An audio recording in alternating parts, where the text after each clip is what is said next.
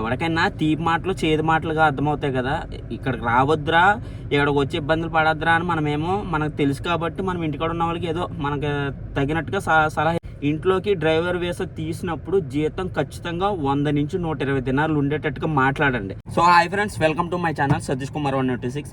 Friends, నా channel కానీ first time చూసినట్లయితే ఖచ్చితంగా లైక్ చేసి సబ్స్క్రైబ్ చేయండి. అలాగే వీడియో నచ్చితే షేర్ కూడా చేయండి, ఓకేనా. ఈరోజు వీడియో వచ్చేసి ఏంటంటే, నేను ఒక షార్ట్ వీడియో అయితే అప్లోడ్ చేశాను కదండి. డ్రైవింగ్ మీద వచ్చే వాళ్ళు అయితే పర్ఫెక్ట్గా డ్రైవింగ్ నేర్చుకుని రమ్మని. సో దాని గురించి అయితే ఈ వీడియో అయితే చేద్దామని చెప్పేసి అయితే వీడియో అయితే చేస్తున్నానండి. తప్పకుండా అయితే వీడియోని అయితే పూర్తిగా చూడండి. దీనివల్ల కొత్తగా వచ్చే వాళ్ళకైతే మీకైతే కొంచెం ఇన్ఫర్మేషన్ అయితే తెలుస్తుందని అయితే నాకు అనిపిస్తుంది, అందుకైతే చెప్తున్నా, ఓకేనా. సో ఫస్ట్ ఏంటంటే అండి, మెయిన్ ఇంపార్టెంట్ ఏంటంటే, ఇప్పుడు ఇండియా నుంచి చాలా మంది అయితే కొత్తగా డ్రైవర్ వీసా మీద అయితే కువైట్కి అయితే వస్తున్నారండి. ఒక కువైటే కాదు, గల్ఫ్లో కంట్రీ అంటే Kuwait, Saudi, Dubai, Bahrain, Khattar, మొత్తం ఈ 6 దేశాలు అయితే ఈ గల్ఫ్ కంట్రీస్ అంటారు. కాబట్టి ఈ గల్ఫ్ కంట్రీకి ఏ కంట్రీకి అయినా సరే మనం ఇండియా నుంచి కొత్తగా వెళ్ళినప్పుడు తప్పనిసరిగా డ్రైవింగ్ వీసా మీద వెళ్తే తప్పనిసరిగా మనమైతే ఇండియాలో డ్రైవింగ్ అన్నది పర్ఫెక్ట్గా నేర్చుకుని వెళ్ళండి. ఎందుకంటే మనం ఇండియాలో చాలామంది ఏం చేస్తున్నారంటే అండి, ఇక్కడ డ్రైవింగ్ అన్నది చాలా ఈజీ. అంటే ఇక్కడ ఎలా ఉంటుందంటే, క్లచ్ ఉండదు, బ్రేక్ అయితే ఉంటుంది కానీ క్లచ్ అయితే ఉండదు. గేర్లు అంతా ఆటోమేటిక్ సిస్టమ్, జస్ట్ ఏంటంటే మూవ్, రివర్సు, న్యూట్రల్, డ్రైవ్ ఇవే ఉంటాయండి, సింబల్స్ టైపు. మీకైతే ఒకసారి అయితే చూపిస్తాను, చూడండి. దాని తర్వాత మీకు మిగతా ఇన్ఫర్మేషన్ అయితే చెప్తాను. సో చూస్తున్నారు కదా, ఇప్పుడు ఇదైతే నా బండి అండి. నా బండి ఎలా ఉంటుందో చూపిస్తాను మీకు. కువైట్లో డ్రైవింగ్ చేసి కార్లు ఎలా ఉంటాయో చూపిస్తాను. నా కార్ వచ్చేసి హోండా అండి, హోండా సిటీ, కొత్తగా లేటెస్ట్ ఇది. మా కంపెనీ అయితే నాకు కొత్తగా అయితే కార్ ఇచ్చింది. చూసారు కదా, ఇప్పుడు మనం గేర్ సిస్టమ్ అయితే చూసుకుంటే మనకైతే పి అని ఉంది కదా. పి అంటే పార్కింగ్. మనం పీలో పెట్టుకున్నప్పుడు, ఎప్పుడైనా పార్కింగ్లో పెట్టినప్పుడు పీలో పెట్టుకోవాలి.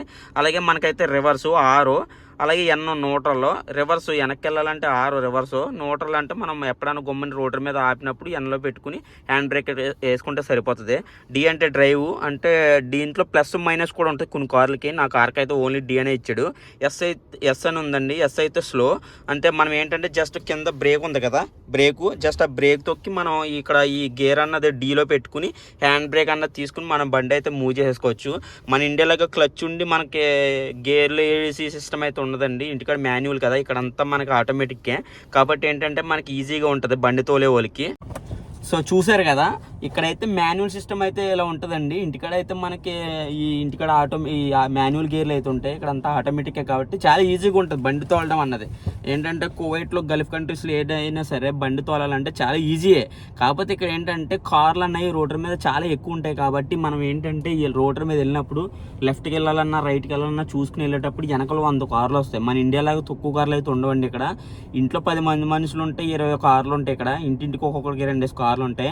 అవి కూడా ఏంటంటే పెద్ద పెద్ద రిచ్ కార్లు అయితే ఉంటాయండి. బెంజ్ కార్లు, ఆడి కార్లు, ల్యాండ్ క్రూజర్లు, లాక్సెస్లు, పెద్ద పెద్ద మంచి పెద్ద పెద్ద డబ్బుల్లో రేట్లో ఉన్న కార్లు అయితే ఉంటాయండి. కాకపోతే ఏంటంటే ఇంటికి నుంచి వచ్చిన డ్రైవర్లకి ఆ కార్లు అయితే ఇస్తారు డ్రైవింగ్ చేయడానికి. ఎందుకంటే హౌస్ డ్రైవర్ కింద వస్తారు కాబట్టి వాళ్ళకి ఏంటంటే ఇంట్లో పనిచేసే వాళ్ళు పెద్ద పెద్ద కార్లు వాడతారు. కాబట్టి మనకెవరు, మన సొంతంగా అయితే ఎవరు కంపెనీలో పనిచేసే వాళ్ళకి ఎవరండి అలాంటి కార్లు. మనకి ఏంటంటే ఇలాంటి చిన్న కార్లు వేసి తెస్తారు. వాళ్ళ దృష్టిలో ఇలాంటి కార్లు ఏంటంటే చిన్న చీప్ కార్లు అని అర్థం. మన దృష్టిలో ఏంటంటే అవి బాబు మంచి మంచి కార్లు మనకి బలేస్తున్నారా అని మనం అనుకుంటాం. వీళ్ళు ఏంటంటే వీళ్ళ దృష్టిలో ఇలాంటి హోండా కానీ, ల్యాన్సర్ కానీ, టయోటా కానీ, కియా కానీ ఇలాంటి వీళ్ళకి చిన్న చిన్న కార్లలాగా వాళ్ళ అభిప్రాయం. వాళ్ళకి ఏంటంటే ల్యాండ్ క్రూజర్ కానీ, లాక్సెస్ కానీ, ఆడి కానీ, బెంజ్ కార్ కానీ, BMW కానీ ఇలాంటి పెద్ద పెద్ద బ్రాండ్లు ఉన్న కార్లు మాత్రమే అలాంటి వాళ్ళ లెవెల్ అనుకుంటారు. ఇలాంటి చిన్న కార్లు అన్ని పెద్ద పట్టించుకోరు. అందుకే మనలాంటి వాళ్ళకి అయితే కంపెనీల్లో పనిచేసే వాళ్ళకి కానీ, కొంత చిన్న చిన్న ఉద్యోగాలు చేసే వాళ్ళకి అయితే ఇలాంటి సింపుల్గా కార్ ఇస్తారు. మనకి ఏంటంటే మన వాళ్ళకి ఇలాంటి కార్ ఇస్తే చాలు, మనకి జనధన్యమైపోద్ది. అదే మనకి ఇంటికాడ ఇదే కారు మనకి ఇవ్వాలంటే కారుకి 10 కెమెరా, సీక్రెట్ కెమెరాలు పెట్టి మనం ఎక్కడ దాకా వెళ్ళాము ఏంటంటే అందరూ ట్రాక్ చేసుకుంటారు, అలాగే చూసుకుంటూ ఉంటారు. ఇక్కడ అలా ఉండదండి. జస్ట్ ఇక ఏంటంటే కారు మనకి ఇచ్చినప్పుడు జస్ట్ చూసుకుంటారు. మళ్ళీ తిరిగి మనం కార్ సబ్మిట్ చేసినప్పుడు అయితే ఎక్కడైనా డ్యామేజ్లు ఉన్నాయో లేదో చూసుకుని అయితే కార్ని అయితే వాళ్ళు రిసీవ్ చేసుకుంటారు. మనం హ్యాండ్ ఓవర్ చేసినప్పుడు కూడా అంతే. ఏదన్నా ఎక్కడైనా డ్యామేజ్లు ఉన్నాయనుకో మనం ముందు కంప్లైంట్ చేయాలి. ఇప్పుడు నా కంపెనీ కాబట్టి ఎలా ఉంటుంది అంటే, ఈ కార్ నాకు ఇచ్చింది కాబట్టి, నాకు కొత్త కార్ ఇచ్చింది. ప్రస్తుతానికి ఇది ఇచ్చి నాకు 3 నెలలు అవుతుంది. కాబట్టి ప్రస్తుతానికి ఎటువంటి డ్యామేజ్లో, ఒకవేళ నేను ఇండియా వెకేషన్కి వెళ్ళినప్పుడు మాత్రం ఈ కార్ కంపెనీకి అప్ చెప్పినప్పుడు ఒకసారి నేనంతా చూసుకుని ఎక్కడైనా డ్యామేజ్లు ఉన్నాయో లేదో చూసుకుని కార్ అయితే కంపెనీకి అయితే సబ్మిట్ చేయాలి. కంపెనీలో ఒక పర్సన్ ఉంటాడు, ఆయన అయితే చూసుకుంటాడు. కార్ సబ్మిట్ చేసినప్పుడు మొత్తం ఎక్కడైనా ఏదైనా డ్యామేజ్లు ఉన్నాయా, ఏదైనా ప్రాబ్లం ఉందా ఏంటి అన్నీ రాసుకుంటాడు అతని పేపర్ మీద. ఒకవేళ ఏదైనా ప్రాబ్లం ఉందనుకో అతనైతే రిపేర్ చేసి మన శాలరీలో అయితే ఆ డబ్బులు అయితే కట్ చేసుకుంటాడండి. మా కంపెనీ రూల్ చెప్తున్నాను నేను, బయట వాళ్ళ గురించి నాకు తెలియదు, మా కంపెనీ రూల్ అయితే ఇది.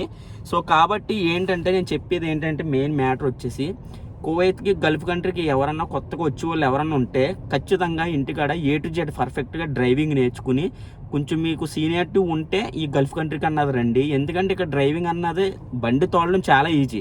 కాకపోతే రోడ్డు మీద బండి వెళ్ళినప్పుడు మాత్రం కొంచెం చాలా జాగ్రత్తగా వెళ్ళాలండి. ఒకతే మా ఫ్రెండ్కి ఒక విషయం అయితే జరిగింది, అది చెప్దామని చెప్పేసి అసలు యాక్చువల్గా ఈ వీడియో అయితే చేస్తున్నాను. అయితే ఏమైందంటే అండి, మా ఫ్రెండ్కి అసలు డ్రైవింగ్ రాదు. ఆయన ఇంటికాడ ఏంటంటే వ్యవసాయ పనులు చేసుకునేవాడు. అతనికి పెద్దగా డ్రైవింగ్ అన్నది అసలు టచ్ లేదు. నన్ను అడిగే డ్రైవింగ్ ఎలా ఉంటుంది, డ్రైవింగ్ అయితే బాగానే ఉంటుంది, నువ్వు చేసుకోవాలి కదా అని చెప్పేసి అన్నాను నేను. సో మా ఫ్రెండ్కి అయితే అసలు డ్రైవింగ్ లేదు. నన్ను అడిగాడు, ఎరా ఇలాగ కువైట్లో ఇలా డ్రైవర్ వీసాగా ఉందంట, ఇంట్లో వీసా, కువైత్ ఇంట్లో హౌస్ డ్రైవర్ అంట, ఎలా ఉంటుంది ఏంటి, డ్రైవింగ్ బాగుంటుంది ఏంట్రా అంటే, ఏమో చెప్పలేమురా, అందరికి ఇంట్లో వీసా డ్రైవర్ వీసా బాగుంటుందా లేదన్నా చెప్పలేము. కొంతమంది కలిసి వస్తుందిరా, కొంతమంది ఇబ్బందులు పడతారా, మరి నాకు తెలిసినంత వరకు అది డ్రైవింగ్ అయితే పర్లేదు. కాకపోతే మరి నీకు డ్రైవింగ్ రాదు కదరా అని అడిగాను. పర్లేదురా నేర్చుకుంటున్నాను, ఇక్కడ డ్రైవింగ్ స్కూల్కి వెళ్తున్నాను, నేను డ్రైవింగ్ స్కూల్కి వెళ్ళి నేర్చుకుంటున్నాను, ఒక 10 రోజుల నుంచి వెళ్తున్నాను, అక్కడికి వచ్చేస్తాను, అక్కడికి వచ్చి డ్రైవింగ్ వీసా మీద డ్రైవింగ్ పని చేసుకుంటాను రా అని చెప్పేసి అన్నాడు. సరే నీ ఇష్టం రా అని చెప్పేసి అన్న. అయితే అతనికి ఏమైందంటే చిన్నప్పటి నుంచి కూడా పుట్టి పెరిగిన కాడి నుంచి వ్యవసాయ పని తప్ప ఈ డ్రైవింగ్ ఫీల్డ్ అన్నది, మోటార్ ఫీల్డ్ అన్నది మనోడికి అసలు టచ్ లేదండి. ఎప్పుడో కొద్ది రోజుల క్రిందట మా ఇద్దరు జరిగిన మ్యాటర్ ఇది. తర్వాత నాకు తెలియదు, సడన్గా మనోడు ఇక్కడికి వచ్చేసాడు. ఇక్కడికి వచ్చేసిన తర్వాత నాకు ఫోన్ చేసి ఒరే నేను ఇక్కడికి వచ్చేసాను రా ఆల్రెడీ, నీకు ఆ రోజు చెప్పలేదు, నాకు టైం లేక, నీతో మాట్లాడే టైం లేక నేనైతే నీకు చెప్పలేదురా, నేను వచ్చేసాను ఆల్రెడీ, ఇక్కడ ఆల్రెడీ నెల అవుతుందిరా అని చెప్పేసి అని అంటే, సరే అయితే మరి ఎలా ఉంది ఏంట్రా, మరి అసలు ఒక మాట కూడా చెప్పలేదు ఏంట్రా అని అడిగితే అప్పుడు బాధపడుతున్నాడు. వాళ్ళు తిడుతున్నారంటండి. కారు మనవాడికి అసలు ఇంటికాడ అలవాట్లేదు, బండి రివర్స్ చేసినప్పుడు ఎటు చూసుకోవాలో తెలియక ఒకసారి వెనకాల మొక్కలను దేన్ని గుద్దాడంట, కారుకి చిన్న డ్యామేజ్ అయిందంట. ఆ కారు వచ్చేసి లాక్సెస్ అంట. అది అంతా లాక్సెస్ అంటే మామూలుగా చిన్న కారు కాదు కదండి, పెద్ద రేంజ్ కార్ అది. దానికి డ్యామేజ్ అయితే అయిందని చెప్పేసి తిట్టారంట. నీకు డ్రైవింగ్ రాదా, ఎందుకు వచ్చి నువ్వు రానన్నప్పుడు అని చెప్పేసి అని తిట్టారంట. మనోడు ఏడుతా ఇంకా రూమ్లో కూర్చొని బాధపడతా నాకు ఫోన్ చేశాడు. సో మనోడైతే రివర్స్ చేసినప్పుడు ఏదో వెనకాల దేనికో తగిలిందంటండి. కారుకి తగిలితే దానికి డ్యామేజ్ అయితే అయింది. దానికి ఒక 50 కేడీలో 60 కేడీలో అవుతుంది. మొత్తం పెయింట్కి టెంకరింగ్ పని చేసి అన్నీ చేసినందుకు అవి నీ చేతుల్లో కట్ చేసుకుంటానని చెప్పేసి అని ఓనర్ అయితే చెప్పాడంట. నాకు ఫోన్ చేసి 60 కేడీలు అంటే ఎంత అవుతుందిరా ఇంటికి డబ్బులు, మరి ఇలా జరిగిందిరా, ఇది నా జీతంలో కట్ చేసుకుంటాను అన్నారా అని చెప్పేసి అని చెప్తే, 60 కేడీలు అంటే మన ఇండియా డబ్బులు సుమారుగా ఒక 13,000 14,000 అలా అవుతారా, ఆయన నీ జీతంలో కట్ చేసుకోవడం ఎంత, తెలియక జరిగిన తప్పుకి నువ్వెందుకురా బాధ్యతలు అవుతావు అంటే, ఏమోరా బాబు నన్ను తిడుతున్నారా, నాకు అర్థం కావట్లేదా అని చెప్పేసి అన్నాను. నేను అప్పుడే చెప్పాను, ఎవరికైనా తీపి మాటలు చేదు మాటలుగా అర్థమవుతాయి కదా, ఇక్కడికి రావద్దురా, ఇక్కడికి వచ్చి ఇబ్బందులు పడద్దురా అని మనకు తెలుసు కాబట్టి మనం ఇంటికాడ ఉన్న వాళ్ళకి ఏదో మనకు తగినట్టుగా సలహా ఇస్తాం. వాళ్ళకి ఎలా అంటే, అదిగో ఆడెళ్ళి సంపాదించుకుంటున్నాడు కదా, మనం వెళ్ళి ఎందుకు సంపాదించుకోకూడదు, అదిగో వీడు మనం రాకుండా చేయాలని మనకి ఎలా చెప్తున్నాడు అని అనుకుంటున్నారు ఇంటికాడ ఉన్న వాళ్ళు.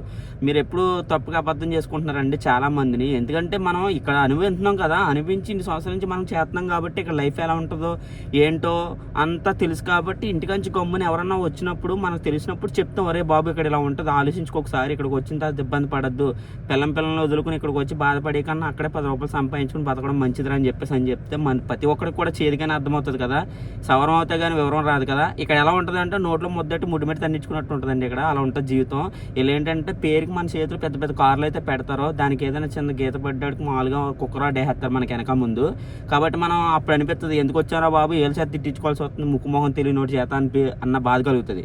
కాబట్టి నేను చెప్పేది ఏంటంటే, ఇంటిగా నుంచి వచ్చినప్పుడు మీకు driving perfect A to Z ఇదేంటి మొత్తం అన్నీ తెలుసుకుని, కార్కి కొంతమందికి ఇప్పటికీ కూడా పెట్రోల్ ట్యాంక్ ఎటువైపు ఉంటుందో అన్నది కూడా తెలియదు, దిగి చూసుకుంటారు ఎటువైపు ఉందా అని చెప్పేసి కొత్తగా వచ్చే వాళ్ళకి. అలాగే గేర్ల గురించి వీటి గురించి కూడా చాలామంది కన్ఫ్యూజ్ అవుతూ ఉంటారు.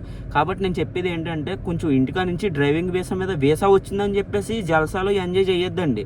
ఒకసారి ఇంటికా నుంచి వీసాకి అప్లై చేసే ముందు డ్రైవింగ్ అన్నీ ఒకసారి పర్ఫెక్ట్గా అన్నీ తెలుసుకుని ఒకసారి కొంచెం బాగా నేర్చుకుని ఇక్కడికి రండి. ఇక్కడికి వచ్చిన తర్వాత ఏంటంటే మనకి వీళ్ళు కొంతమంది ఏంటంటే నమ్మకం చాలక డ్రైవింగ్ స్కూల్కి కూడా పంపిస్తారు. ఇక్కడ ఒక 2-3 రోజులు డ్రైవింగ్ స్కూల్కి పంపించి అప్పుడు మనకి మన చేతిలో కార్ అన్నది పెడతాడు, డ్రైవింగ్ లైసెన్స్ అన్నది వచ్చాక. మనకి ఇండియా లైసెన్స్ ఖచ్చితంగా ఉండాలి. ఇక్కడ డ్రైవింగ్ వీసా మీద వచ్చినప్పుడు మన ఇండియా లైసెన్స్ ఖచ్చితంగా ఉండాలి. ఎందుకంటే మనం ఇక్కడ లైసెన్స్ కావాలంటే ముందు మనం ఏం చేయాలంటే ఇండియన్ ఎంబసీకి వెళ్ళాలి. మన లైసెన్స్ ఉంటుంది కాబట్టి మన లైసెన్స్ పట్టుకుని ఇండియన్ ఎంబసీకి వెళ్తే వాళ్ళు మన ఇండియా లైసెన్స్ని వెరిఫికేషన్ చేసి ఒరిజినల్ కాదా ఫేక్ అని చెప్పేసి అప్పుడు మనకు ఒక పేపర్ ఇస్తే ఆ పేపర్ పట్టుకుని వెళ్ళి మనం ఇక్కడ కువైట్లో లైసెన్స్ అన్నది ముందు ఎల్ఎల్ఆర్ అన్నది వస్తుంది మనకి డ్రైవింగ్ నేర్చుకోవడానికి. అది అప్పుడు తర్వాత మనకి ఏం చేస్తారంటే అది ఇచ్చి మనకి డ్రైవింగ్ స్కూల్కి అని పంపించి ఒక 3 రోజులు. కొంతమంది అయితే ఏం పట్టించుకోరు, డైరెక్ట్ లైసెన్స్ రాగానే మన చేతి బండి ఎట్టు తోలరా ఎదవని చెప్పి గెంటుతారు, ఏదో ఎడ్ల బండి మీద బరువు వేసి మూయిరా అన్నట్టు ఉంటుంది. కాబట్టి కొంతమందికి అంటే ఆప్షన్ కూడా ఉండదు, డైరెక్ట్గా కార్ ఇచ్చి పని చెప్పేస్తారు, అలా ఉంటుంది. నాకు కూడా నేను స్టార్టింగ్ వచ్చినప్పుడు లైసెన్స్ ఉందా అంటే ఉందని చెప్పేసి నాకు నోడిదోళ్ళకి వచ్చిన మా అన్న పాపని ఇవాళ నేను బలైపోయాను, లేకపోతే నా చేతి వాళ్ళ బండి ఉంది హ్యాపీగా ఉందును. ఎందుకంటే కొంతమందికి ఏమనిపిస్తుంది అంటే చేతులు బండి లేకపోతే బాగుంది అనిపిస్తుంది, కొంతమందికి ఏమో బండి ఉన్న వాళ్ళకేమో బండి లేకపోతే బాగుంది అనిపిస్తుంది, బండి ఉన్న వాళ్ళకేమో బండి వద్దురా బాబు అన్నది అనిపిస్తుంది, కొంతమందికి ఏమో బండి ఉన్న వాళ్ళకేమో బండి లేకపోతే అలా ఉంటుంది.